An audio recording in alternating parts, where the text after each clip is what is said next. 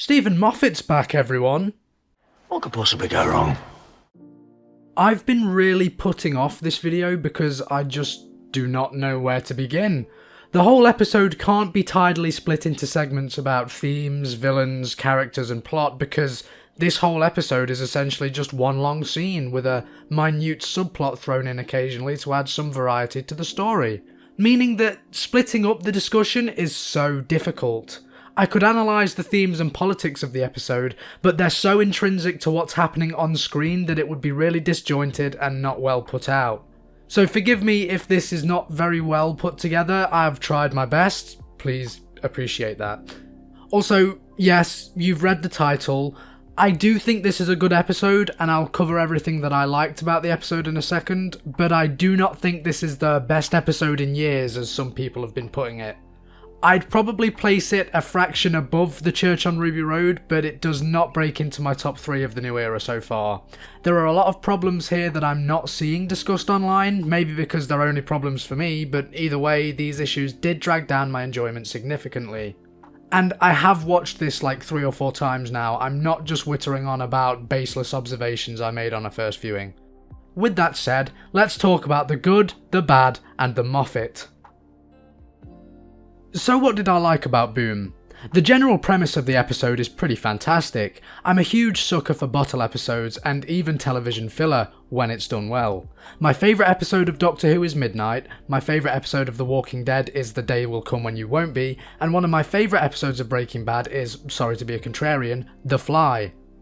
That being said, the idea of the Doctor, a very energetic and dynamic character, being stuck on a landmine for 45 minutes would not work if the leading man couldn't provide a sense of action and a hell of a lot of energy using predominantly his face. And thankfully, Ncuti Gatwa absolutely nails this. His facial expressions, rapid fluctuations in mood and vocal range were absolutely spot on. I'd be very hard pressed to find anyone who can still diss his performance as the Doctor unless they've not actually seen the show or they're just plain fucking racist. I think Millie Gibson is a great accompaniment to this energy. As stated previously, her chemistry with Ncuti is impeccable and it's nice to see that the pair can also perform much more straight-played and intimate scenes so well. Because my biggest worry following The Church on Ruby Road would be that they'd just be having too much fun together to handle the dramatic stuff. I think the scene that stands out the most to me between the two is when Ruby insists that she hands the urn to the Doctor despite his objections. It was so well performed. I also love the whole Villengard algorithm. To start with, I think it's really cool to reintroduce a background detail from Moffat's previous Doctor Who work and make it the focal point of this episode. If you don't already know, the Doctor mentions an encounter he had with the Villengard weapons factory in Russell T Davies' first season as showrunner, back from 2005. He also visits the wasteland that resulted from this in Moffat's, until now, last script for the show from 2017. To me, it just makes sense to expand on this story. Not only does it mean that the Doctor has an already established knowledge of their algorithm, aiding the episode's resolution, but it just makes sense to me that we'd expand on this detail eventually. Why, out of all of the weapons manufacturers in the universe, would he take out Villengard? Well, because they essentially create their own wars to profit from. It was also a great bit of social commentary about how weapons manufacturers not only profit heavily from death and destruction, but also instigate it in general. It should go without saying, but there's no modern warfare without weapons, so tackling that issue and placing it into a very tense bit of 45-minute television was fantastic, and something I've always liked Moffat for. After all, sci-fi is my favourite genre of film, and for the sole reason that it is able to take real-world issues and amplify them to show where said issues could go in the future, or just to draw real-world parallels that audiences can pick up on and be educated by. Politics like this are interwoven into the genre and always have been. Some of my favourite films are Alien, Seconds, Her, Blade Runner 2049 and Dawn of the Planet of the Apes. Go watch these films and you'll know exactly what I mean.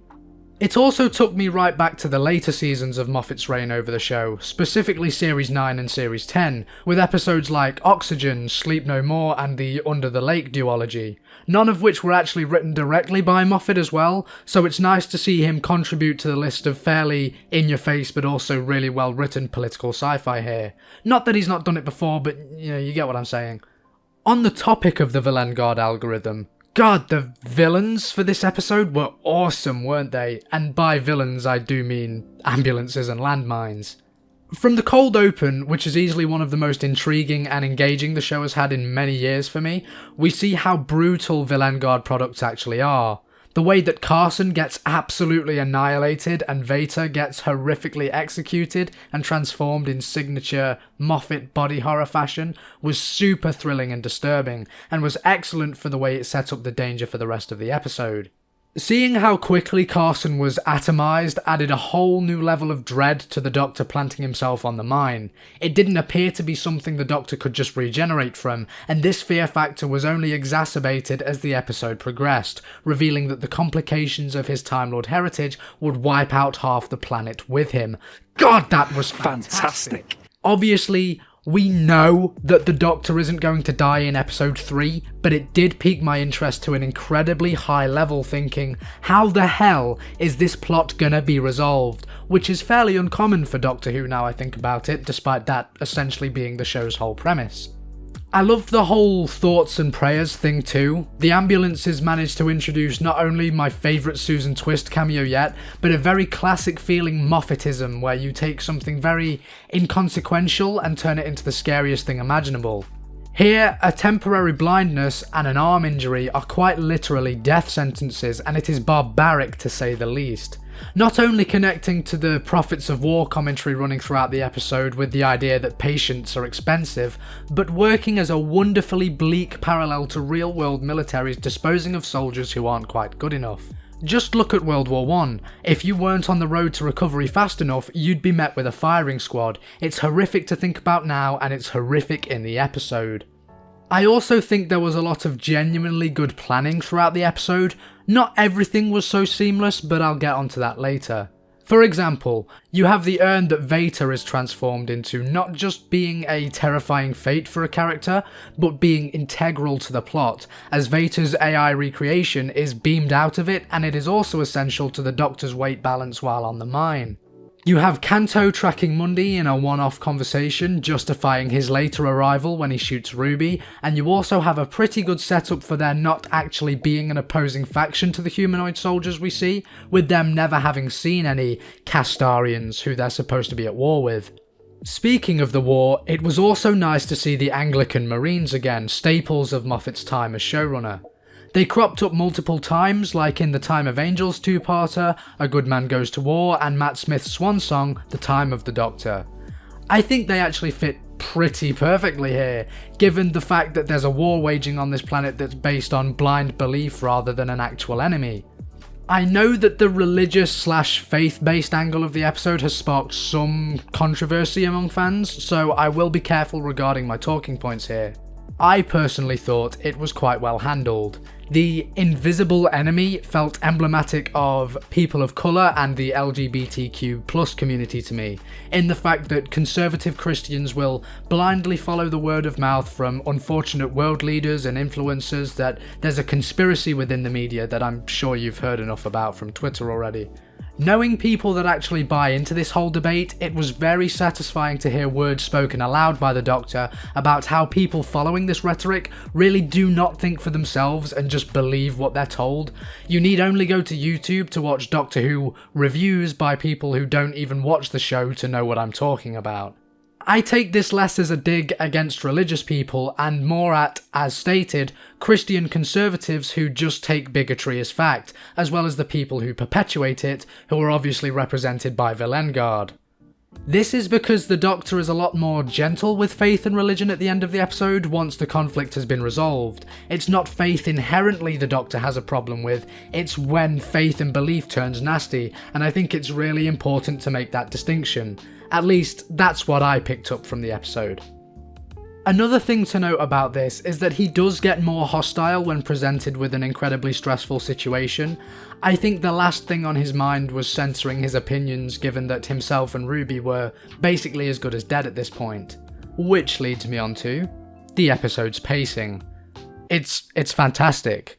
Despite just being the Doctor on a landmine for roughly 38 minutes, the plot does not slow down, especially 15 minutes in when the Doctor activates Vader's urn, then Splice shows up, then Mundy shows up, then the ambulances rock up, and then Ruby gets shot. Oh my god, what a snowballing of events. This was perfect tension building, and easily one of the most gripping episodes of the show we've had.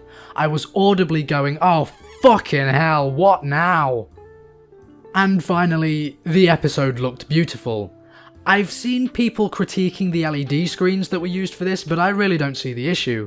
The actual set built for the Doctor standing on the landmine was very convincing to me, and the base camp was an actual set, so of course it looked great, and the backgrounds inserted onto the LED screens looked fabulous in my opinion. Even the dust hoover things and the special effects on the Vilengard victims were awesome. A few shots looked off here and there, sure, but otherwise it was great. Doctor Who isn't exactly notorious for top tier CGI or anything, so this level of quality is not something to complain about, at least for me. Okay, good stuff out of the way, what problems do I actually have with Boom? Well, a few, to say the least. First off, I'm not sure how this whole thing got started, and by that I mean how the hell did Vader get blinded? From what we see on screen, landmines kickstart a quantum reaction in the victim's DNA that makes them literally combust, and the ambulances electrocute you until you're a literal fleshlight. Sorry, I had to make that joke at least once. Nothing there to blind them. Unless you count the explosions that have somehow gone off and the guns that the Marines carry around, but then why would anyone be blowing stuff up and shooting since there was nothing to shoot? Did someone get spooked and go on a shooting frenzy, resulting in friendly fire that left Vader and Carson as the only two left alive in their group? If so, there was nothing in the episode to suggest this. This is the problem with the core concept of a war based purely on belief that there actually is a war. It's a really solid concept, but it has cracks that show in the episode. People might say I'm nitpicking, and that's maybe true, but it's an issue that really plagues me on rewatches, so I felt like I had to mention it. Speaking of Vader, he of course has a daughter, Splice. She's a terrible character. Now, of course, I am not blaming the child actor for Splice at all. If you're one of the few people who genuinely got mad about this kid, then you have deep-seated problems that need resolving ASAP. But if you got mad at how stupid and annoying of a character Splice is, then yeah, fair enough. Not only does it feel like her dialogue would be better suited to someone at least 3 years younger, but her blatant ignorance and stupidity in the face of the situation she's in, it was unbearable to watch. It astonishes me how much disrespect children get in media, but it's especially surprising to see such an idiotic one-note child character from Moffat, famous for introducing his first main companion as a child. Don't get me wrong, Splice has some decent moments, such as her really heartbreaking first encounter with the Doctor and her line about how her father is only dead, not gone. But overall, she just serves no purpose other than to meddle and nearly fuck everything up, and just to sit in the background looking at pictures of antelopes on her dad's Facebook page, just to hammer home that if the Doctor blows up, so will a kid. How shocking. On the topic of the side characters, let's talk about Mundy and Kanto. Someone so forgettable that I genuinely have to look up his name every time I go to write it. Why were they even here? Sorry, I don't mean to sound annoyed, but their presence lets this down so much that I don't even care Mundy is played by Varada Sethu. I hope she comes back as a different character for season 2, because Mundy is easily one of the most infuriating side characters I've ever seen from Moffat, no exaggeration. I will take the usual boring one-note side characters any day over this dumbass. Every time Every time Kanto said something nice about or to her, she'd respond with this really stupid, "But why? You don't even like me," bollocks that would honestly not look out of place in a Riverdale script. This was so annoying. Characters should not have to literally point out their apparent romantic tension for the audience to know that they have romantic tension. It all feels like it was just shoehorned in so no one could criticise Moffat for writing bland and one-note characters.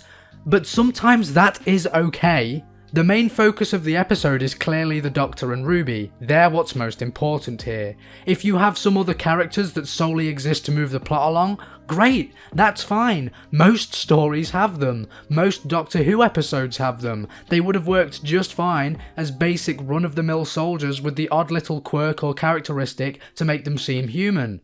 Moffat handled this fine in The Time of Angels, even with characters that die in part 1. I did not need a half-baked love story that made me want to grind my teeth together just to make the characters feel more three-dimensional. And last but not least, the resolution. Top-tier Moffatism that did not land for me. I think I've already voiced my dislike of the fantasy direction of the show. If not, here it is. I like Doctor Who occasionally tiptoeing into fantasy realms, but making it the overall genre of the show is not a change I'm here for. I like Doctor Who to be campy, sometimes dark, always political science fiction. Moffat handled this well in the past. Series 5 of the show feels like a fairy tale. It isn't one, but it feels like one, because of the aesthetic and certain narrative elements reflecting traditional fairy tale tropes. Otherwise, the show was still hard sci-fi, until Moffat started doing shit like The Day Was Saved by Love. Yeah, The Big Bang kinda worked as a one-off, but when you're watching episodes like Closing Time, Night Terrors, The Snowmen, The Rings of Akaten, and so many more, this shit becomes super annoying. I didn't like it then, and I don't like it now, and while I can excuse elements of it because there was setup for it at the end of the day, it is still this classic Moffat trope that is not improved in time. The cheesy and childish manner in which Vader's hologram turns around to wave and a snowflake darts across the screen was just god-awful, and despite the episode trying to convince you that it does not make for satisfying viewing. Okay, so overall, yes, Boom is really good, but I also have some very affecting problems with the episode, aka the entire subplot and the whole ending really. So yes, that does heavily detract from my enjoyment. I will say that I hope the series starts pumping out episodes similar to the vibe in this one, minus all the lovey-dovey crap. The more straightforward sci-fi angle of the episode and the, at times, brutality of it all made for some great viewing, and would make for greater viewing going forward. It looks as though the next episode agrees, as it looks like a much more horror focused, and it may even be a Dr. Light story, which will be awesome to see, as Ruby really does need some character development following her 6 months off screen spent in the TARDIS. I do have a lot more notes on the episodes, such as my theories about Susan Twist going out of the window, but I feel like I've covered most of what I wanted to cover and I don't want the video to drag, so without any further rambling, I give Boom a 7 out of 10. Thank you all for watching, I hope you liked the review. Let me know your thoughts on the episode in the comments below, and if you agree or disagree with anything I've said here. Be sure to subscribe and turn notifications on to stay tuned for next week's review of 73 Yards, and as always, I've been your host, Mr. Greaves. Take care of yourselves, goodbye.